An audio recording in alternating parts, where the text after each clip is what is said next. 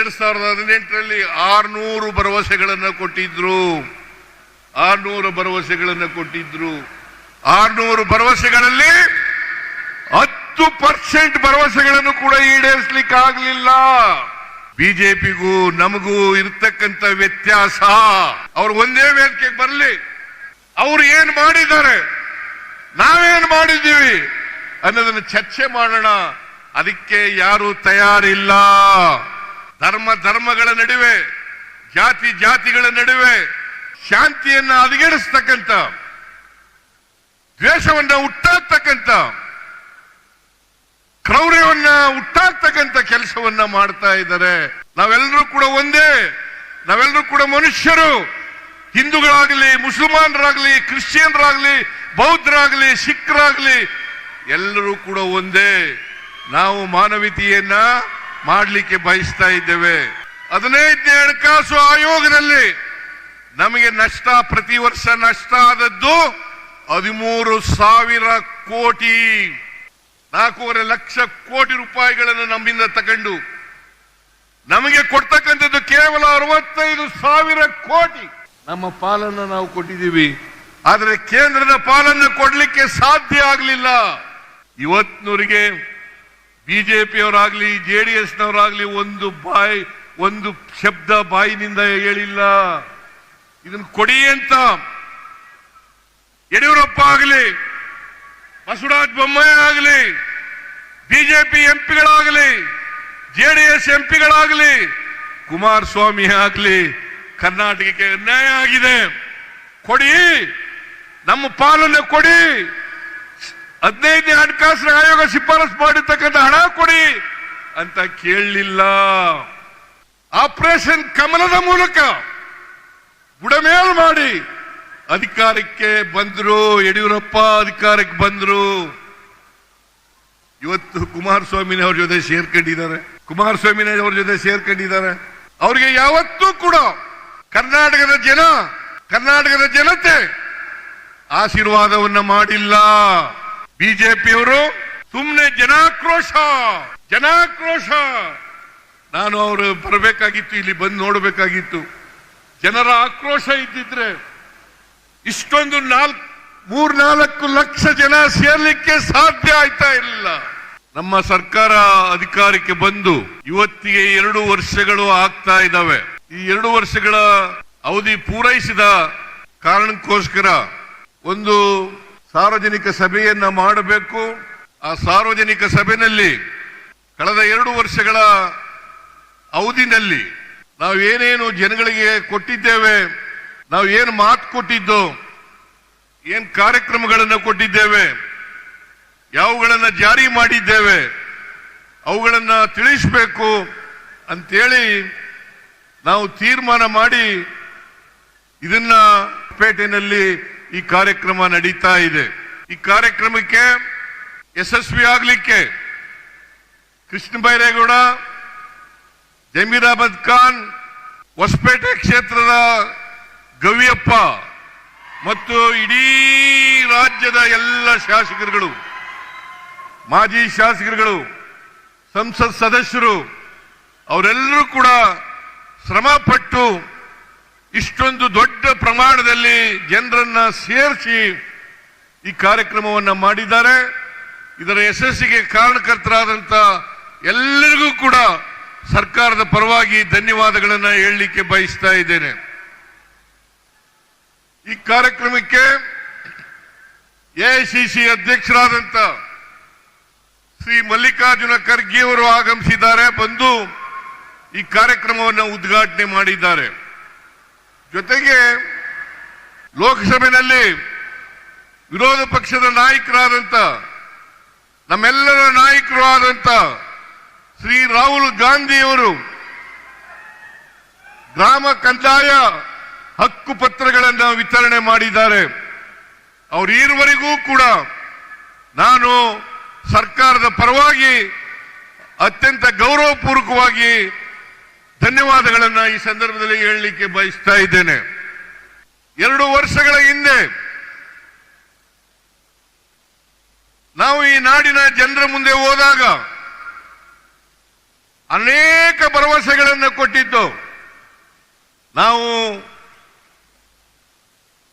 ಪರಮೇಶ್ವರ್ ಅವರ ಅಧ್ಯಕ್ಷತೆಯಲ್ಲಿ ಒಂದು ಸಮಿತಿಯನ್ನ ರಚನೆ ಮಾಡಿದ್ದು.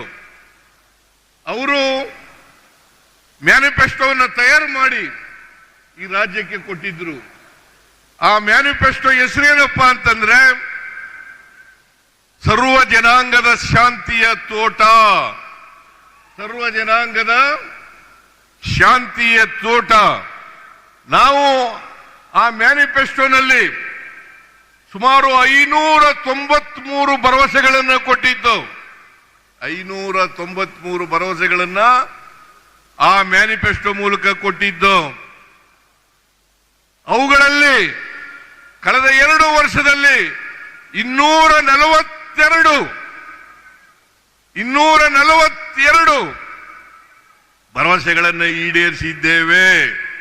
ಉಳಿದ ಭರವಸೆಗಳನ್ನ ಮುಂದಿನ 3 ವರ್ಷದಲ್ಲಿ ಈಡೇರಿಸುತ್ತೇವೆ ಅಂತಕ್ಕಂಥ ಮಾತುಗಳನ್ನ ತಮಗೆ ಕೊಡ್ಲಿಕ್ಕೆ ಬಯಸ್ತಾ ಇದ್ದೇನೆ. ಅದ್ರ ಜೊತೆಗೆ 5 ಗ್ಯಾರಂಟಿಗಳನ್ನು ಕೊಟ್ಟಿದ್ದು. 5 ಗ್ಯಾರಂಟಿಗಳನ್ನು ಕೊಟ್ಟಿದ್ದು. ಅವು ಯಾವುದೇ ಧರ್ಮ, ಯಾವುದೇ ಜಾತಿ, ಯಾವುದೇ ಪಕ್ಷ ಇಲ್ಲದೇನೆ ಸಮಾಜದಲ್ಲಿರ್ತಕ್ಕಂಥ ಎಲ್ಲ ಬಡವರಿಗೂ ಕೂಡ ಆರ್ಥಿಕ ಸಾಮಾಜಿಕ ಶಕ್ತಿಯನ್ನು ಕೊಡಬೇಕು ಅಂತಕ್ಕಂಥದ್ದು ನಮ್ಮ ಉದ್ದೇಶ. ಹಾಗಾಗಿ 5 ಗ್ಯಾರಂಟಿಗಳನ್ನು ಕೊಟ್ಟಿದ್ದು.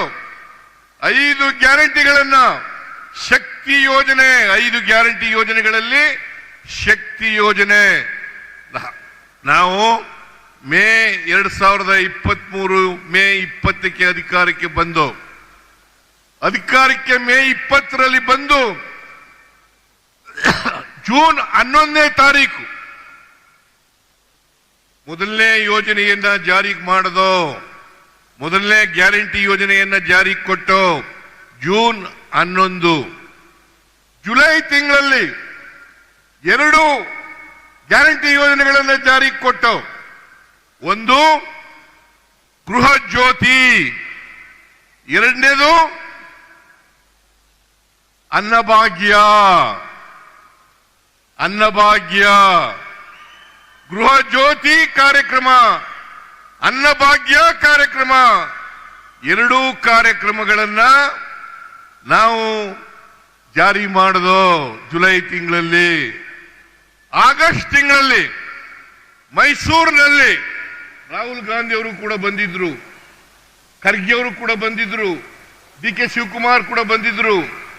ಅವರು ಮತ್ತೆ ಅಲ್ಲಿ ನಾವು ಈ ಗೃಹ ಲಕ್ಷ್ಮಿ ಅಂತಕ್ಕಂಥ ಕಾರ್ಯಕ್ರಮವನ್ನ ಮಾಡೋದು ಜಾರಿ ಕೊಟ್ಟು, ಜನವರಿ ತಿಂಗಳಲ್ಲಿ ಯುವ ನಿಧಿ ಕಾರ್ಯಕ್ರಮವನ್ನು ಜಾರಿ ಕೊಟ್ಟು, ಒಟ್ಟು 5 ಕಾರ್ಯಕ್ರಮಗಳನ್ನ 1 ವರ್ಷದ ಅವಧಿಯಲ್ಲಿ ಜಾರಿ ಕೊಟ್ಟಿದ್ದೇವೆ.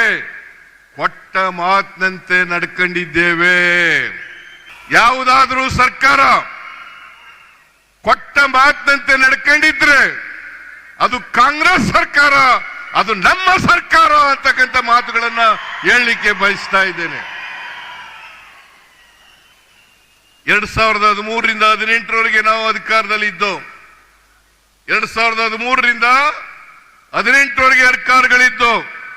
ಅಧಿಕಾರದಲ್ಲಿ ಇದ್ದಂತ ಸಂದರ್ಭದಲ್ಲಿ ಚುನಾವಣೆಗಿಂತ ಮುಂಚಿತವಾಗಿ 2013ರಲ್ಲಿ 165 ಭರವಸೆಗಳನ್ನು ಕೊಟ್ಟಿದ್ದು.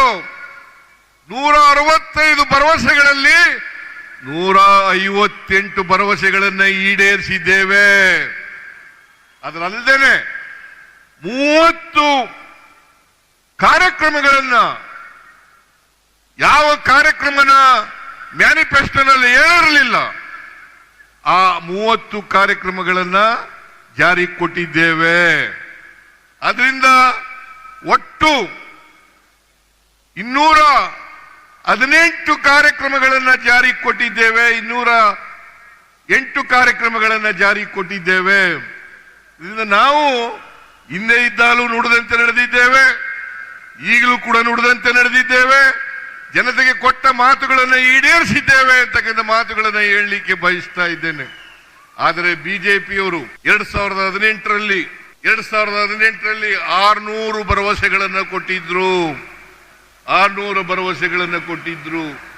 600 ಭರವಸೆಗಳಲ್ಲಿ 10% ಭರವಸೆಗಳನ್ನು ಕೂಡ ಈಡೇರಿಸಲಿಕ್ಕೆ ಆಗಲಿಲ್ಲ. ಬಿಜೆಪಿಗೂ ನಮಗೂ ಇರತಕ್ಕಂತ ವ್ಯತ್ಯಾಸ, ಬಿಜೆಪಿಯವರು ಸುಳ್ಳು ಹೇಳೋದ್ರಲ್ಲಿ ನಿಶ್ಚೀಮರು. ನಮ್ಮ ಮೇಲೆ ಇಲ್ಲ ಸಲ್ಲದ 2 ವರ್ಷಗಳಿಂದ ಇಲ್ಲ ಸಲ್ಲದ ಆರೋಪಗಳನ್ನು ಮಾಡ್ತಾ ಇದ್ದಾರೆ, ಆಪಾದನೆಗಳನ್ನು ಮಾಡ್ತಾ ಇದ್ದಾರೆ. ಅವೆಲ್ಲವೂ ಕೂಡ 100ಕ್ಕೆ 100 ಸುಳ್ಳು.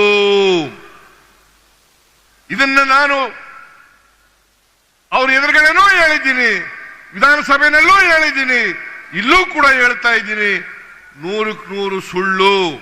ಅವ್ರು ಒಂದೇ ವೇದಿಕೆಗೆ ಬರಲಿ, ಅವ್ರು ಏನ್ ಮಾಡಿದ್ದಾರೆ, ನಾವೇನ್ ಮಾಡಿದ್ದೀವಿ ಅನ್ನೋದನ್ನ ಚರ್ಚೆ ಮಾಡೋಣ. ಅದಕ್ಕೆ ಯಾರು ತಯಾರಿಲ್ಲ. ಇದನ್ನ ಬಹಳ ಸ್ಪಷ್ಟಪಡಿಸಲಿಕ್ಕೆ ಬಯಸ್ತಾ ಇದ್ದೇನೆ. ಅದರಿಂದ ನಮಗೂ ಬಿಜೆಪಿಯವರಿಗೂ ಬಹಳ ವ್ಯತ್ಯಾಸ ಇದೆ. ಅವರು ಯಾವಾಗಲೂ ಕೂಡ ಧರ್ಮಗಳ ನಡುವೆ, ಜಾತಿಗಳ ನಡುವೆ ಶಾಂತಿಯನ್ನ ಹದಗೆಡಿಸ್ತಕ್ಕಂಥ, ದ್ವೇಷವನ್ನ ಹುಟ್ಟಾಕ್ತಕ್ಕಂಥ, ಕ್ರೌರ್ಯವನ್ನ ಹುಟ್ಟಾಕ್ತಕ್ಕಂಥ ಕೆಲಸವನ್ನ ಮಾಡ್ತಾ ಇದ್ದಾರೆ. ನಾವು ಅವುಗಳನ್ನ ಒಂದುಗೂಡಿಸ್ತಕ್ಕಂಥ, ಎಲ್ಲ ಜನರು ಕೂಡ ಶಾಂತಿಯ ತೋಟ ಆಗಬೇಕು. ನಾವೆಲ್ಲರೂ ಕೂಡ ಒಂದೇ, ನಾವೆಲ್ಲರೂ ಕೂಡ ಮನುಷ್ಯರು. ಹಿಂದೂಗಳಾಗಲಿ, ಮುಸಲ್ಮಾನರಾಗಲಿ, ಕ್ರಿಶ್ಚಿಯನ್ರಾಗಲಿ, ಬೌದ್ಧರಾಗಲಿ, ಸಿಖ್ರಾಗಲಿ ಎಲ್ಲರೂ ಕೂಡ ಒಂದೇ. ನಾವು ಮಾನವೀಯತೆಯನ್ನ ಮಾಡಲಿಕ್ಕೆ ಬಯಸ್ತಾ ಇದ್ದೇವೆ. ಬಾಬಾ ಸಾಹೇಬ್ ಅಂಬೇಡ್ಕರ್ ಅವರು ಕೊಟ್ಟಿರ್ತಕ್ಕಂಥ ಸಂವಿಧಾನ, ಬಾಬಾ ಸಾಹೇಬ್ ಅಂಬೇಡ್ಕರ್ ಅವರು ಕೊಟ್ಟಿರ್ತಕ್ಕಂಥ ಸಂವಿಧಾನ, ಆ ಸಂವಿಧಾನದ ರೀತಿಯ ನಡ್ಕೊಳ್ತಕ್ಕಂಥ ಪ್ರಾಮಾಣಿಕ ಪ್ರಯತ್ನವನ್ನ ಮಾಡ್ತಾ ಇದ್ದೀವಿ. ಸರ್ವೋದಯ, ಮಹಾತ್ಮ ಗಾಂಧೀಜಿಯವರು ಹೇಳಿದ್ರು, ಸರ್ವೋದಯ, ಎಲ್ಲರ ಉದಯ ಆಗಬೇಕು, ಸಮಾನತೆ ಬರಬೇಕು, ಎಲ್ಲರಿಗೂ ಸಾಮಾಜಿಕ ನ್ಯಾಯ ಸಿಕ್ಕಬೇಕು. ಇದು ನಮ್ಮ ಸಂವಿಧಾನ ಹೇಳ್ತಕ್ಕಂಥದ್ದು. ನಮ್ಮ ಸಂವಿಧಾನ ಸ್ವಾತಂತ್ರ್ಯ, ಸಮಾನತೆ, ಭ್ರಾತೃತ್ವ ಇವುಗಳು ಬಹಳ ಮುಖ್ಯ ಆಗಿರಬೇಕು. ನಮ್ಮ ದೇಶದಲ್ಲಿ ಅನೇಕ ಜಾತಿಗಳಿದ್ದಾವೆ, ಅನೇಕ ಧರ್ಮಗಳಿದ್ದಾವೆ, ಅನೇಕ ಭಾಷೆಗಳಿದ್ದಾವೆ, ಅನೇಕ ಸಂಸ್ಕೃತಿಗಳಿದ್ದಾವೆ. ಇಂಥ ದೇಶದಲ್ಲಿ, ಬಹುತ್ವ ಇರ್ತಕ್ಕಂಥ ಈ ದೇಶದಲ್ಲಿ ನಾವೆಲ್ಲರೂ ಕೂಡ ವೈವಿಧ್ಯತೆಯಲ್ಲಿ ಏಕತೆಯನ್ನ ಸಾರಬೇಕು ಅಂತಕ್ಕಂಥದ್ದು ನಮ್ಮ ಪಕ್ಷದ ಉದ್ದೇಶ.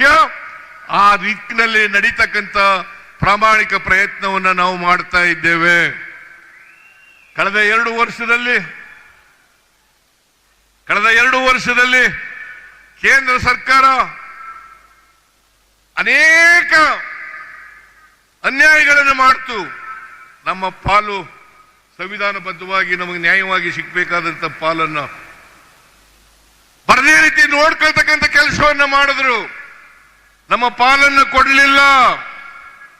ನಿಜ ಹೇಳಬೇಕು ಅಂತಂದ್ರೆ 15ನೇ ಹಣಕಾಸು ಆಯೋಗದಲ್ಲಿ ನಮಗೆ ನಷ್ಟ, ಪ್ರತಿ ವರ್ಷ ನಷ್ಟ ಆದದ್ದು 13,000 ಕೋಟಿ. 13,000 ಕೋಟಿ. ನಾವು ಪ್ರತಿ ವರ್ಷ ಕರ್ನಾಟಕದಿಂದ ಪ್ರತಿ ವರ್ಷ 4.5 ಲಕ್ಷ ಕೋಟಿ ರೂಪಾಯಿಗಳನ್ನು ಕಟ್ಟುತ್ತೇವೆ. ತೆರಿಗೆ ರೂಪದಲ್ಲಿ 4.5 ಲಕ್ಷ ಕೋಟಿ ರೂಪಾಯಿಗಳನ್ನು ಕೊಡ್ತೇವೆ. ನಮಗೆ ವಾಪಸ್ ಬರ್ತಕ್ಕಂಥದ್ದು ಬರೀ 65,000 ಕೋಟಿ. ಪ್ರತಿ ವರ್ಷ 4.5 ಲಕ್ಷ ಕೋಟಿ ರೂಪಾಯಿಗಳನ್ನ ನಾವು ತೆರಿಗೆ ರೂಪದಲ್ಲಿ ಕೇಂದ್ರ ಸರ್ಕಾರಕ್ಕೆ ಕೊಟ್ರೆ ನಮಗೆ ವಾಪಸ್ ಕೊಡ್ತಕ್ಕಂಥದ್ದು ಬರೀ 65,000 ಕೋಟಿ. ಅಂದ್ರೆ ಸುಮಾರು 14ರಿಂದ 15 ಪೈಸೆ. 100 ರೂಪಾಯಿ, 1 ರೂಪಾಯಿ ಕೊಟ್ರೆ, ನಾವು 1 ರೂಪಾಯಿ ತೆರಿಗೆ ರೂಪದಲ್ಲಿ ಕೊಟ್ರೆ ಅಥವಾ 100 ರೂಪಾಯಿ ಕೊಟ್ರೆ ನಾವು ಬರ್ತಕ್ಕಂಥದ್ದು 14ರಿಂದ 15 ರೂಪಾಯಿಗಳು ಮಾತ್ರ. ಇಷ್ಟರ ಮಟ್ಟಿಗೆ ಅನ್ಯಾಯ ಆಗ್ತಾ ಇದೆ. ಈ ಅನ್ಯಾಯವನ್ನು ಸರಿಪಡಿಸಿ ನಮಗೆ ನ್ಯಾಯಯುತವಾದಂತಹ ಪಾಲನ್ನು ಕೊಡಿ. ನಾವು ಫೆಡರಲಿಸಂ ಅನ್ನು ಒಪ್ಕೊಂಡಿದ್ದೀವಿ. ನರೇಂದ್ರ ಮೋದಿಯವರು ಪದೇ ಪದೇ ಹೇಳ್ತಾರೆ ಕೋಆಪರೇಟಿವ್ ಫೆಡರಲಿಸಂ. ಇದನ್ನೇನ ಕೋಆಪರೇಟಿವ್ ಫೆಡರಲಿಸಂ ಅಂತ ಕರೀಬೇಕಾ? 4.5 ಲಕ್ಷ ಕೋಟಿ ರೂಪಾಯಿಗಳನ್ನು ನಮ್ಮಿಂದ ತಗೊಂಡು ನಮಗೆ ಕೊಡ್ತಕ್ಕಂಥದ್ದು ಕೇವಲ 65,000 ಕೋಟಿ. ಅಲ್ಲೇ ನಮಗೆ ಇವರು ಸೆಂಟ್ರಲಿ ಸ್ಪಾನ್ಸರ್ಡ್ ಸ್ಕೀಮ್, ಕೇಂದ್ರ ಪುರಸ್ಕೃತ ಯೋಜನೆಗಳಲ್ಲಿ ಪ್ರತಿ ವರ್ಷ ಕಡಿಮೆ ಆಗ್ತಾ ಇದೆ. ಕಳೆದ ವರ್ಷ 24-25ರಲ್ಲಿ 46,000 ಕೋಟಿ ರೂಪಾಯಿಗಳು ನಾವು ಮತ್ತು ಕೇಂದ್ರ ಸರ್ಕಾರ ಖರ್ಚು ಮಾಡಬೇಕಾಗಿತ್ತು. ಆದರೆ ಕೇಂದ್ರದಿಂದ ಬಂದದ್ದು 22,000 ಕೋಟಿ ರೂಪಾಯಿಗೆ 18,000 ಕೋಟಿ ರೂಪಾಯಿಗಳು ಮಾತ್ರ ಬಂತು. 18,000 ಕೋಟಿ ರೂಪಾಯಿಗಳು ಮಾತ್ರ ಬಂತು. ಇನ್ನ 4,000 ಚಿಲ್ಲರೆ ಕೋಟಿ ನಮಗೆ ಬರಲಿಲ್ಲ. ನಾವು 46,000 ಕೋಟಿನಲ್ಲಿ 24,000 ಕೋಟಿ ರೂಪಾಯಿಗಳನ್ನು ನಾವು ಕೊಡ್ತೇವೆ. ನಮ್ಮ ಪಾಲನ್ನು ನಾವು ಕೊಟ್ಟಿದ್ದೀವಿ. ಆದರೆ ಕೇಂದ್ರದ ಪಾಲನ್ನು ಕೊಡಲಿಕ್ಕೆ ಸಾಧ್ಯ ಆಗಲಿಲ್ಲ. ನಮಗೆ 15ನೇ ಹಣಕಾಸಿನ ಆಯೋಗದ ಶಿಫಾರಸಿನಲ್ಲಿ ಕಡಿಮೆ ಆಯಿತು ಅಂತೇಳಿ ನಮಗೆ ಅಂದಿನ 15ನೇ ಹಣಕಾಸಿನ ಆಯೋಗದ ಅಧ್ಯಕ್ಷರಾಗಿದ್ದಂಥವರು 5,495 ಕೋಟಿ ರೂಪಾಯಿಗಳನ್ನ ಕೊಡಿ ರಾಜ್ಯಕ್ಕೆ ಅಂತೇಳಿ ಶಿಫಾರಸು ಮಾಡಿದ್ರು. ಆದರೆ 5,495 ಕೋಟಿ ರೂಪಾಯಿಗಳಲ್ಲಿ ಇವತ್ತಿನವರಿಗೆ ಒಂದು ಬಿಡುಗಾಸು ಕೂಡ ಬಂದಿಲ್ಲ. ಅದಲ್ಲದೆ ಪೆರಿಫೆರಲ್ ರಿಂಗ್ ರೋಡ್ಗೆ 3,000 ಕೋಟಿ ರೂಪಾಯಿಗಳನ್ನ ಕೊಡ್ತೀವಿ ಶಿಫಾರಸು ಮಾಡಿದ್ರು 15ನೇ ಹಣಕಾಸಿನ ಆಯೋಗ. ಪೆರಿಫೆರಲ್ ರಿಂಗ್ ರೋಡ್ಗೆ, ಬೆಂಗಳೂರಿನ ಪೆರಿಫೆರಲ್ ರಿಂಗ್ ರೋಡ್ಗೆ 3,000 ಕೋಟಿ, ಬೆಂಗಳೂರಿನಲ್ಲಿ ಇರ್ತಕ್ಕಂಥ ಕೆರೆಗಳ ಅಭಿವೃದ್ಧಿಗೆ 3,000 ಕೋಟಿ, ಒಟ್ಟು 11,495 ಕೋಟಿ ಕೊಡಬೇಕಾಗಿತ್ತು ಕೇಂದ್ರ. ಆದರೆ 1 ರೂಪಾಯಿನೂ ಕೂಡ ಬರಲಿಲ್ಲ. ಶ್ರೀಮತಿ ನಿರ್ಮಲಾ ಸೀತಾರಾಮನ್ ಕೇಂದ್ರದ ಹಣಕಾಸಿನ ಮಂತ್ರಿ, ನಮ್ಮ ರಾಜ್ಯದಿಂದ ರಾಜ್ಯಸಭೆಗೆ ಹೋಗಿರ್ತಕ್ಕಂಥವರು, ಅವರು 2023ರಲ್ಲಿ ಬಜೆಟ್ ಮಂಡಿಸಿದಾಗ ಹೇಳಿದ್ರು ಅಪ್ಪರ್ ಭದ್ರಾಗೆ 5,300 ಕೋಟಿ ರೂಪಾಯಿಗಳನ್ನು ಕೊಡ್ತೇವೆ. ಬಜೆಟ್ನಲ್ಲಿ ಘೋಷಣೆ ಮಾಡಿದ್ರು 5,300 ಕೋಟಿ ಕೊಡ್ತೇವೆ ಅಂತೇಳಿ ಘೋಷಣೆ ಮಾಡಿದ್ರು.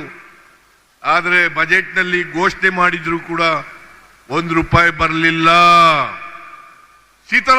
ನಿರ್ಮಲಾ ಸೀತಾರಾಮನ್ 2 ಬಾರಿ ಭೇಟಿ ಮಾಡಿದೆ, ಮನವಿ ಕೊಟ್ಟೆ, ಸ್ವಲ್ಪ ಇದನ್ನ ಬಿಡುಗಡೆ ಮಾಡಿ 5,300 ಕೋಟಿ ರೂಪಾಯಿಗಳನ್ನ ಅಂತೇಳಿ. ಅಷ್ಟೇ ಅಲ್ಲದೇನೆ ಬಸವರಾಜ ಬೊಮ್ಮಾಯಿ ಅವರು ಅಂದಿನ ಮುಖ್ಯಮಂತ್ರಿಗಳು 23-24ರಲ್ಲಿ ಮಂಡಿಸಿದಂತ ಬಜೆಟ್ನಲ್ಲಿ ಅದನ್ನ ಪುನರುಚ್ಚಾರ ಮಾಡಿದ್ರು. ಅಷ್ಟೇ ಅಲ್ಲ, ಅಪ್ಪರ್ ಭದ್ರಾ ಯೋಜನೆಯನ್ನ ರಾಷ್ಟ್ರೀಯ ಯೋಜನೆಯನ್ನಾಗಿ ಮಾಡಿಸ್ತೇನೆ ಅಂತ ಹೇಳಿದ್ರು. ಇವತ್ತಿನವರಿಗೆ ರಾಷ್ಟ್ರೀಯ ಯೋಜನೆಯೂ ಆಗಲಿಲ್ಲ. 5,300 ಕೋಟಿ ರೂಪಾಯಿಗಳಲ್ಲಿ 1 ರೂಪಾಯಿನೂ ಬರಲಿಲ್ಲ. ಇದು ಕೇಂದ್ರ ಸರ್ಕಾರ ನಾವು ಮಾಡದಂತ ಅನ್ಯಾಯ. ನಾವು ಪ್ರತಿಭಟನೆ ಮಾಡಿದ್ದೀವಿ, ಸರ್ಕಾರ ಪ್ರತಿಭಟನೆ ಮಾಡಿದೆ. ಡೆಲ್ಲಿಗೆ ಹೋಗಿ ಎಲ್ಲ MLAಗಳು, MP ಗಳು, ಎಲ್ಲ ಮಂತ್ರಿಗಳು ಎಲ್ಲ ಹೋಗಿ ಪ್ರತಿಭಟನೆ ಮಾಡೋದು. ನಾವು ಮಾಡಿದ್ರು ಸಾಲದು. ಈ ರಾಜ್ಯದ ಜನ ಈ ಅನ್ಯಾಯವನ್ನು ಪ್ರತಿಭಟಿಸಬೇಕು, ಕೇಂದ್ರ ಸರ್ಕಾರಕ್ಕೆ ಒತ್ತಾಯವನ್ನ ಹಾಕಬೇಕು. ಇವತ್ತಿನವರಿಗೆ ಬಿಜೆಪಿಯವರಾಗ್ಲಿ JDSನವರಾಗ್ಲಿ ಒಂದು ಶಬ್ದ ಬಾಯಿನಿಂದ ಹೇಳಿಲ್ಲ. ಇದನ್ನು ಕೊಡಿ ಅಂತ ಯಡಿಯೂರಪ್ಪ ಆಗಲಿ, ಬಸವರಾಜ ಬೊಮ್ಮಾಯಿ ಆಗಲಿ, ಬಿಜೆಪಿ MP ಗಳಾಗಲಿ, JDS MP ಗಳಾಗಲಿ ಕುಮಾರಸ್ವಾಮಿ ಆಗ್ಲಿ ಕರ್ನಾಟಕಕ್ಕೆ ಅನ್ಯಾಯ ಆಗಿದೆ, ಕೊಡಿ, ನಮ್ಮ ಪಾಲನೆ ಕೊಡಿ, 15ನೇ ಹಣಕಾಸಿನ ಆಯೋಗ ಶಿಫಾರಸು ಮಾಡಿರ್ತಕ್ಕಂಥ ಹಣ ಕೊಡಿ ಅಂತ ಕೇಳಲಿಲ್ಲ. ಇದನ್ನ ತಾವೆಲ್ಲ ಕೂಡ ಅರ್ಥ ಮಾಡ್ಕೋಬೇಕಾಗ್ತದೆ. ಬಿಜೆಪಿಗೆ ತಕ್ಕ ಪಾಠವನ್ನ ಕಲಿಸ್ತಕ್ಕಂಥ ದಿನಗಳು ನಿಮಗೆ ಮುಂದೆ ಬಂದೇ ಬರ್ತವೆ. ಅದನ್ನ ಮಾಡಬೇಕು ಅಂತಕ್ಕಂಥದ್ದು ನನ್ನ ಕಳಕಳಿಯ ಮನವಿ ಅಂತಕ್ಕಂಥ ಮಾತುಗಳನ್ನು ಹೇಳಲಿಕ್ಕೆ ಬಯಸ್ತಾ ಇದ್ದೇನೆ. 2018ರಲ್ಲಿ ಸಮ್ಮಿಶ್ರ ಸರ್ಕಾರ ರಚನೆ ಆಯಿತು.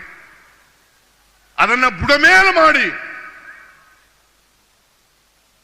ಆಪರೇಷನ್ ಕಮಲದ ಮೂಲಕ ಬುಡಮೇಲು ಮಾಡಿ ಅಧಿಕಾರಕ್ಕೆ ಬಂದ್ರು. ಯಡಿಯೂರಪ್ಪ ಅಧಿಕಾರಕ್ಕೆ ಬಂದ್ರು. ಇವತ್ತು ಕುಮಾರಸ್ವಾಮಿನವ್ರ ಜೊತೆ ಸೇರ್ಕೊಂಡಿದ್ದಾರೆ. ಕುಮಾರಸ್ವಾಮಿನವ್ರ ಜೊತೆ ಸೇರ್ಕೊಂಡಿದ್ದಾರೆ. ಅವರಿಗೆ ಯಾವತ್ತೂ ಕೂಡ ಕರ್ನಾಟಕದ ಜನತೆ ಆಶೀರ್ವಾದವನ್ನ ಮಾಡಿಲ್ಲ. 2008 ಇರಬಹುದು, 2018 ಇರಬಹುದು, ಹಿಂಬಾಗಲಿಂದ ಅಧಿಕಾರಕ್ಕೆ ಬಂದಿದ್ದಾರೆ ಹೊರತು ಅವರು ಜನರ ಆಶೀರ್ವಾದವನ್ನ ಪಡೆದು ಅಧಿಕಾರಕ್ಕೆ ಬಂದಿಲ್ಲ. 2019ರಲ್ಲೂ ಕೂಡ ಸಮ್ಮಿಶ್ರ ಸರ್ಕಾರವನ್ನ ಬೀಳಿಸಿ ಮಿಸ್ಟರ್ ಯಡಿಯೂರಪ್ಪನವರು ಮುಖ್ಯಮಂತ್ರಿ ಆದರು. ಅವರು 2 ವರ್ಷ ಇದ್ರು. ಆಮೇಲೆ ಬಸವರಾಜ ಬೊಮ್ಮಾಯಿ ಮುಖ್ಯಮಂತ್ರಿ ಆದರು. ಅವರು 1 ವರ್ಷ 10 ತಿಂಗಳು ಇದ್ರು. ಅವರು ಯಾರು ಕೂಡ ಕರ್ನಾಟಕದಲ್ಲಿ ಅವರು ಹೇಳದಂತ ಒಂದು ಭರವಸೆಯನ್ನು ಕೂಡ ಈಡೇರಿಸಲಿಕ್ಕೆ ಹೋಗಲಿಲ್ಲ. ರಾಜ್ಯವನ್ನ ಆರ್ಥಿಕವಾಗಿ ದಿವಾಳಿ ಮಾಡುವುದರು. ಸಮಾಜದಲ್ಲಿ ವಿಷಬೀಜವನ್ನ ಬಿತ್ತಿ ಮಾನವೀಯತೆಯನ್ನ ಹಾಳು ಮಾಡತಕ್ಕಂಥ ಕೆಲಸವನ್ನ ಮಾಡಿದ್ರು. ಅಷ್ಟೇ ಅಲ್ಲ,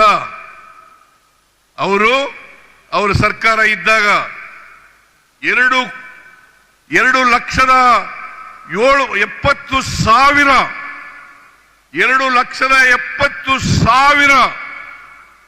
ಕೋಟಿ ರೂಪಾಯಿಗಳಿಗೆ ದುಡ್ಡಿಲ್ದೇನೆ ಮಂಜೂರಾತಿ ಕೊಟ್ಬಿಟ್ರು. ದುಡ್ಡನ್ನ ಕೊಡ್ಲಿಲ್ಲ. ಕೆಲಸ ಪ್ರಾರಂಭ ಮಾಡಿದ್ರು, ಆದರೆ ಲಂಚ ಮಾತ್ರ ಹೊಡೆದ್ರು. ನಾನು ಹೇಳೋದಲ್ಲ, ಅಂದಿನ ಕಾಂಟ್ರಾಕ್ಟರ್ಸ್ ಅಸೋಸಿಯೇಷನ್ ಅವರು 40% ಲಂಚವನ್ನ ಪಡೆದಿದ್ದಾರೆ ಅಂತೇಳಿ ಅವರು ಪತ್ರಿಕೆಗಳಲ್ಲಿ ಹೇಳಿದ್ರು, ಜನರ ಮುಂದೆ ಹೇಳಿದ್ರು. ನಮ್ಮ ಸರ್ಕಾರಕ್ಕೆ ಕೊಟ್ಟರು, ನನಗೆ ಕೊಟ್ಟರು. ಆದರೂ ನಾನು ಅದಕ್ಕೋಸ್ಕರ ಕುನಾ ಅವರ ಅಧ್ಯಕ್ಷದಲ್ಲಿ, ನಾಗಮೋಹನ್ ಅವರ ಅಧ್ಯಕ್ಷದಲ್ಲಿ ಸಮಿತಿಯನ್ನ ಮಾಡಿದೆ, ಆಯೋಗವನ್ನು ರಚನೆ ಮಾಡಿದೆ, ಆಯೋಗದ ಅಧ್ಯಕ್ಷರನ್ನು ಮಾಡಿದೆ. ಅವರು ವರದಿಗಳನ್ನು ಕೊಟ್ಟಿದ್ದಾರೆ. ಅವರು ತಪ್ಪಿತಸ್ಥರು ಅಂತೇಳಿ ಸಾಬೀತಾಗಿದೆ. ಅದ್ರ ಜೊತೆಗೆ 1,66,000 ಕೋಟಿ ರೂಪಾಯಿಗಳಿಗೆ ಮುಖ್ಯಮಂತ್ರಿಗಳ ಡಿಸ್ಕ್ರಿಷನರಿ ಪವರ್ನಲ್ಲಿ 1,66,000 ಕೋಟಿ ರೂಪಾಯಿಗಳಿಗೆ ಮಂಜೂರಾತಿ ಕೊಟ್ಬಿಟ್ರು. ಅವರ ಪಾರ್ಟಿ MLAಗಳಿಗೆ, ಬೇರೆ MLAಗಳಿಗೆಲ್ಲ ಮಂಜೂರಾತಿಯನ್ನು ಕೊಟ್ಟರು. ಹಾಗಾಗಿ ಇವತ್ತು ಹಣಕಾಸಿನ ತೊಂದರೆ ಏನಾದ್ರು ಆಗಿದ್ರೆ ನಮ್ಮ ರಾಜ್ಯಕ್ಕೆ, ಅದು ಯಡಿಯೂರಪ್ಪನವರ, ಬಸವರಾಜ ಬೊಮ್ಮಾಯಿನವರ ಬಳುವಳಿ ಅಂತಕ್ಕಂಥ ಮಾತುಗಳನ್ನು ಹೇಳಲಿಕ್ಕೆ ಬಯಸ್ತಾ ಇದ್ದೇನೆ. ಇಷ್ಟಾದರೂ ಕೂಡ 5 ಗ್ಯಾರಂಟಿ ಯೋಜನೆಗಳನ್ನು ಜಾರಿಗೆ ಕೊಟ್ಟಿದ್ದೀವಿ. 5 ಗ್ಯಾರಂಟಿ ಯೋಜನೆಗಳನ್ನು, ಶಕ್ತಿ ಯೋಜನೆ, ಎಲ್ಲ ಮಹಿಳೆಯರು 3.5 ಕೋಟಿ ಮಹಿಳೆಯರು ಶಕ್ತಿ ಯೋಜನೆ ಮೂಲಕ ಸರ್ಕಾರಿ ಬಸ್ಸುಗಳಲ್ಲಿ ಫ್ರೀಯಾಗಿ ಓಡಾಡ್ತಾ ಇದ್ದಾರೆ. ಸರ್ಕಾರಿ ಯೋಜನೆಗಳಲ್ಲಿ ಫ್ರೀಯಾಗಿ ಓಡಾಡ್ತಾ ಇದ್ದಾರೆ. ಇಲ್ಲಿವರೆಗೆ 459 ಕೋಟಿ ಮಹಿಳೆಯರು ಫ್ರೀಯಾಗಿ ಬಸ್ನಲ್ಲಿ ಟಿಕೆಟ್ ರಹಿತವಾಗಿ ಟಿಕೆಟ್ ಇಲ್ಲೇನೆ ಪ್ರಾರಂಭ ಹೋಗಿದ್ದಾರೆ, ಇದನ್ನ ಮಾಡಿದ್ದಾರೆ. ಆಮೇಲೆ ಗೃಹ ಜ್ಯೋತಿ 1,62,000 ಕುಟುಂಬಗಳಿಗೆ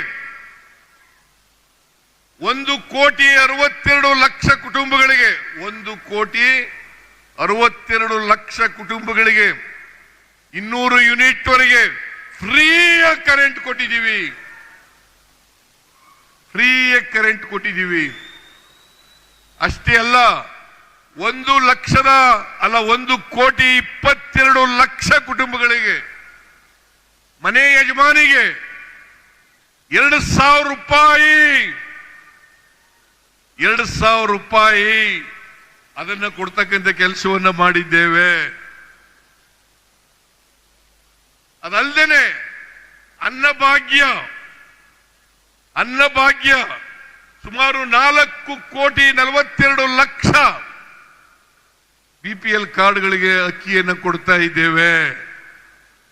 2,67,000 ಜನರಿಗೆ, ಯುವಕರಿಗೆ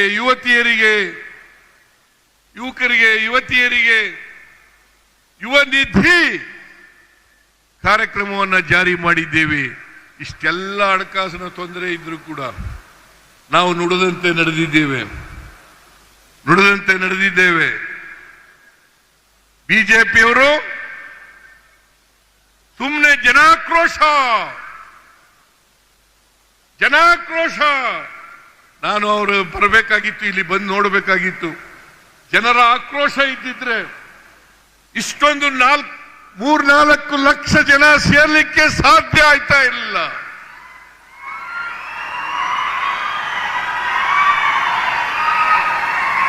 ಜನಗಳಿಗೆ ಸಂತೋಷ ಇದೆ, ಜನಗಳಿಗೆ ನೆಮ್ಮದಿ ಇದೆ, ಜನಗಳಿಗೆ ನಾವು ನುಡಿದಂತೆ ನಡೆದಂತ ಸರ್ಕಾರ ಅಂತಕ್ಕಂಥದ್ದು ಅರಿವಾಗಿದೆ.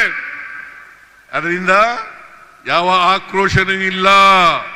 ಇವತ್ತೇನಾದ್ರೂ ಬೆಲೆ ಏರಿಕೆ ಆಗಿದ್ರೆ ಎಲ್ಲ ರಾಜ್ಯಗಳಲ್ಲಿ ಬೆಲೆ ಏರಿಕೆ ಆಗಿದ್ರೆ ಅದಕ್ಕೆ ನರೇಂದ್ರ ಮೋದಿಯವರ ಕೇಂದ್ರ ಸರ್ಕಾರ ಕಾರಣ ಅಂತಕ್ಕಂಥದನ್ನ ಹೇಳಲಿಕ್ಕೆ ಬಯಸ್ತಾ ಇದ್ದೇನೆ. ಇವತ್ತು ಪೆಟ್ರೋಲ್, ಡೀಸೆಲ್, ಗ್ಯಾಸ್, ಗೊಬ್ಬರ, ನಾನು ಒಂದು ಮಾತನ್ನ ಹೇಳಲಿಕ್ಕೆ ಬಯಸ್ತಾ ಇದ್ದೇನೆ. 2014ರಲ್ಲಿ 10 ತೊಲಾ ಚಿನ್ನ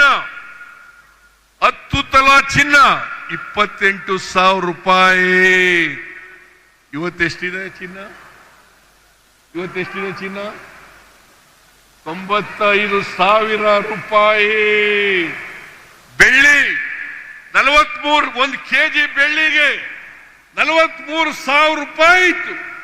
ಇವತ್ತು 94,000 ರೂಪಾಯಿ. ನರೇಂದ್ರ ಮೋದಿಜಿ ಗ್ಯಾಸ್ ಬೆಲೆ 2014ರಲ್ಲಿ 414 ರೂಪಾಯಿ, 414 ರೂಪಾಯಿ. ಇವತ್ತು 879 ರೂಪಾಯಿ. 1,000 ರೂಪಾಯಿನೂ ಮುಟ್ಟಿತ್ತು, 1,000 ರೂಪಾಯಿ ಮುಟ್ಟಿತ್ತು. ಈಗ ಕಡಿಮೆ ಆಗಿದೆ. ಡಾಲರ್ಸ್ ಬೆಲೆ, ನಮ್ಮ ರೂಪಾಯಿ ಬೆಲೆ, ಅವತ್ತು ಡಾಲರ್ಸ್ ಬೆಲೆ 2014ರಲ್ಲಿ 59 ರೂಪಾಯಿ ಇತ್ತು. ಇವತ್ತು 87 ರೂಪಾಯಿ. 87 ರೂಪಾಯಿ. ಹೇಳ್ತಾ ಇದ್ರು ಭಾರತೀಯ ಜನತಾ ಪಕ್ಷದ ಚೇಲಾಗಳು, ನರೇಂದ್ರ ಮೋದಿಯವರ ಚೇಲಾಗಳು, ಕರ್ನಾಟಕದಲ್ಲಿರ್ತಕ್ಕಂಥ ಚೇಲಾಗಳು ಹೇಳ್ತಾ ಇದ್ರು ಏನಂತ, ನಾವು $1ಗೆ $1 ಮಾಡ್ತೇವೆ, $1 ಮಾಡ್ತೇವೆ ಅಂತ ಹೇಳಿದ್ರು. ಇವತ್ತು 59 ರೂಪಾಯಿ ಇದ್ದದ್ದು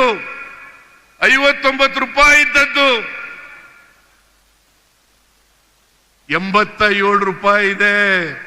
ಪೆಟ್ರೋಲ್, ಡೀಸೆಲ್, ಗ್ಯಾಸ್ ಇವತ್ತು ಇಂಟರ್ನ್ಯಾಷನಲ್ ಮಾರ್ಕೆಟ್ನಲ್ಲಿ ಕಚ್ಚಾ ತೈಲದ ಬೆಲೆ ಕಡಿಮೆ ಆಗಿದ್ರು ಕೂಡ ಮನಮೋಹನ್ ಸಿಂಗ್ ಅವರು ಪ್ರಧಾನಮಂತ್ರಿ ಆಗಿದ್ದಾಗ ಸುಮಾರು $125 ಒಂದು ಬ್ಯಾರಲ್ಗೆ, $125 ಒಂದು ಬ್ಯಾರಲ್ಗೆ ಹೋಗಿತ್ತು. ಬ್ಯಾರಲ್ಗೆ ಹೋಗಿತ್ತು. ಆದ್ರೆ ಈಗ $65 ಒಂದು ಬ್ಯಾರಲ್ಗೆ. ಅದು ಜನಗಳಿಗೆ ವರ್ಗಾವಣೆ ಆಗಲಿಲ್ಲ. ಹಾಗಾಗಿ ಎಲ್ಲ ಆಹಾರ ಪದಾರ್ಥಗಳು ಗಗನವನ್ನು ಮುಟ್ಟತಕ್ಕಂಥ ಕೆಲಸ ಆಯಿತು. ಇಲ್ಲಿ ಬಿಜೆಪಿಯವರು ತಮಟೆ ಹೊಡಿತಾ ಇದ್ದಾರೆ. ಏನಂತ? ಜನಾಕ್ರೋಶ ಬೆಲೆ ಏರಿಕೆ ವಿರುದ್ಧ. ಇವತ್ತು ಕೂಡ ಪ್ರಜಾವಾಣಿ ಪತ್ರಿಕೆಯಲ್ಲಿದೆ. ನಾವು ಬೆಲೆ ಏರಿಸಿದ್ದೀವಿ ಅಂತೇಳಿ. ನಾವು ಹಾಲಿನ ಬೆಲೆ ₹5 ಹೆಚ್ಚು ಮಾಡಿದ್ರು ನಿಜ, ಆದ್ರೆ ಸರ್ಕಾರಕ್ಕೆ ಬಂದಿಲ್ಲ. ಅದು ನೇರವಾಗಿ ರೈತರಿಗೆ ವರ್ಗಾವಣೆ ಮಾಡತಕ್ಕಂಥ ತೀರ್ಮಾನವನ್ನು ಮಾಡಿದ್ದೇವೆ. ಡೀಸೆಲ್ ಬೆಲೆ ₹2 ಹೆಚ್ಚಿರೋದು ನಿಜ, ಆದ್ರೆ ಪಕ್ಕದ ರಾಜ್ಯಗಳಿಗಿಂತ ಕಡಿಮೆ ಇದೆ. ಆದ್ರಿಂದ ಜನಾಕ್ರೋಶ ಕಾರ್ಯಕ್ರಮ ಅದು ಒಂದು ಸುಳ್ಳು ಕಾರ್ಯಕ್ರಮ.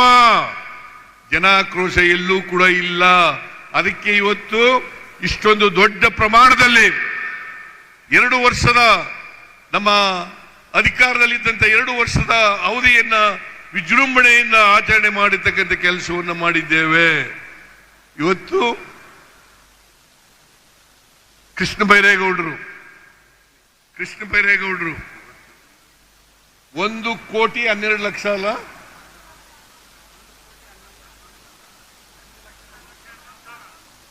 1,11,111 ಎಲ್ಲ ಒಂದೊಂದೇ ಮಾಡ್ಬಿಟ್ಟಿದೀಯ. 1,11,111 ಹಕ್ಕು ಪತ್ರಗಳನ್ನು ವಿತರಣೆ ಮಾಡಿದ್ದೇವೆ. ಇದನ್ನ 2015-16ರಲ್ಲಿ ನಾನು ಒಂದು ಸಮಿತಿಯನ್ನ ಮಾಡಿದ್ದೆ. ಆ ಸಮಿತಿ ವರದಿ ಕೊಟ್ಟ ಮೇಲೆ ಕಾಗೋಡು ತಿಮ್ಮಪ್ಪನವರು ರೆವಿನ್ಯೂ ಮಂತ್ರಿ ಆಗಿದ್ರು. ಅವ್ರಿಗೆ ಹೇಳಿದೆ, ನಾವು ಹೇಗೆ ದೇವರಾಜ ಅರಸನವರು ಉಳುವವನೇ ಭೂಮಿ ಒಡೆಯ ಅಂತ ಮಾಡಿದ್ದಾನೆ, ಅದೇ ರೀತಿಯಲ್ಲಿ ವಾಸಿಸುವವನೇ ಮನೆ ಒಡೆಯ ಅಂತೇಳಿ ಮಾಡಬೇಕು ಅಂತೇಳಿ ತೀರ್ಮಾನ ಮಾಡಿ ಅವತ್ತು ಕಂದಾಯ ಇಲಾಖೆಗೆ ನಾವು ರೆವಿನ್ಯೂ ಆಕ್ಟ್ಗೆ ತಿದ್ದುಪಡಿಯನ್ನು ತಕ್ಕಬರ್ತಕ್ಕಂಥ ಕೆಲಸವನ್ನು ಮಾಡೋದು. ನಾವು ಬಂದ ಮೇಲೆ ನರೇಂದ್ರ ಮೋದಿ ಅವರ ಕೈಲಿ ಸೇಡಂನಲ್ಲಿ 50,000 ಹಕ್ಕುಪತ್ರಗಳನ್ನು ಕೊಡಿಸ್ತೀವಿ. ಅನೇಕ ಹಕ್ಕುಪತ್ರಗಳು ನಕಲಿ ಹಕ್ಕುಪತ್ರಗಳು. ನಾವು ಇವತ್ತು ಕೊಟ್ಟಿರ್ತಕ್ಕಂಥ ಹಕ್ಕುಪತ್ರ ಇದೆಯಲ್ಲ, ಇದು ಯಾವುದು ನಕಲಿ ಅಲ್ಲ. ಇದು ಬದಲಾವಣೆ ಮಾಡಲಿಕ್ಕೂ ಸಾಧ್ಯ ಇಲ್ಲ ಅಂತ ಹಕ್ಕುಪತ್ರಗಳನ್ನು ನಾವು ಕೊಟ್ಟಿದ್ದೀವಿ. ತಾಂಡಗಳು, ಹಟ್ಟಿಗಳು, ಮಜರೆಗಳು, ಆಮೇಲೆ ಆಡಿಗಳು, ಇವೆಲ್ಲ ಎಲ್ಲೆಲ್ಲಿ ವಾಸ ಮಾಡ್ತಾ ಇದ್ರು. ಪಾಪ ಅವರಿಗೆ ಬೇರೆ ಸವಲತ್ತುಗಳು ಸಿಗ್ತಾ ಇರಲಿಲ್ಲ. ಇವತ್ತು 1,11,111 ಹಕ್ಕುಪತ್ರಗಳನ್ನು ಕೊಟ್ಟು ಅವರೆಲ್ಲರನ್ನು ಕೂಡ ಮನೆ ಒಡೆಯರನ್ನಾಗಿ ಮಾಡಿದ್ದೀವಿ, ಕಂದಾಯ ಗ್ರಾಮಗಳನ್ನಾಗಿ ಮಾಡಿದ್ದೇವೆ ಅಂತಕ್ಕಂಥ ಮಾತುಗಳನ್ನು ಹೇಳಲಿಕ್ಕೆ ಬಯಸ್ತಾ ಇದ್ದೇನೆ. ಇನ್ನು ಮುಂದೆ ಎಲ್ಲ ಸವಲತ್ತುಗಳನ್ನು ಕೂಡ ಪಡಿಬಹುದು. ಇನ್ನೊಂದು 30-40 ಸಾವಿರ ಇರಬೇಕು. ಅದನ್ನು ಕೂಡ ಇನ್ನು 6 ತಿಂಗಳಲ್ಲಿ ಅದನ್ನು ಕೂಡ ಹಕ್ಕುಪತ್ರಗಳನ್ನು ಕೊಟ್ಟು ಶುದ್ಧ ಮಾಡ್ತೇವೆ ಅಂತಕ್ಕಂಥ ಮಾತುಗಳನ್ನು ಹೇಳಲಿಕ್ಕೆ ಬಯಸ್ತಾ ಇದ್ದೇನೆ. ನಾನು ಬಹಳ ಉದ್ದನೆ ಭಾಷಣ ಮಾಡಕ್ ಹೋಗಲ್ಲ. ನಮ್ಮಲ್ಲಿ ಬಹಳಷ್ಟು ಮಾತುಗಳಿದ್ದಾವೆ ಹೇಳಲಿಕ್ಕೆ, ಬಹಳಷ್ಟು ಸಾಧನೆಗಳಿದ್ದಾವೆ ಹೇಳಲಿಕ್ಕೆ. ಎಲ್ಲ ಸಾಧನೆಗಳನ್ನು ಕೂಡ ಹೇಳಲಿಕ್ಕೆ ಹೋಗಲ್ಲ. ಕೆಲವು ಸಾಧನೆಗಳನ್ನು ಮಾತ್ರ ನಿಮ್ಮ ಮುಂದೆ ಇಟ್ಟಿದ್ದೇನೆ. ಪ್ರಜಾಪ್ರಭುತ್ವ ವ್ಯವಸ್ಥೆಯಲ್ಲಿ ನೀವೇ ನಮ್ಮ ಮಾಲೀಕರು. ನೀವು ತೀರ್ಮಾನ ಮಾಡಬೇಕು. ಯಾರು ಕೊಟ್ಟ ಮಾತಿನಂತೆ ನಡ್ಕೊಳ್ತಾರೆ, ಯಾರು ಕೊಟ್ಟ ಮಾತಿನಂತೆ ನಡ್ಕೊಳ್ಳಲ್ಲ ಅಂತಕ್ಕಂಥದ್ದನ್ನ ತೀರ್ಮಾನ ಮಾಡಬೇಕಾಗ್ತದೆ.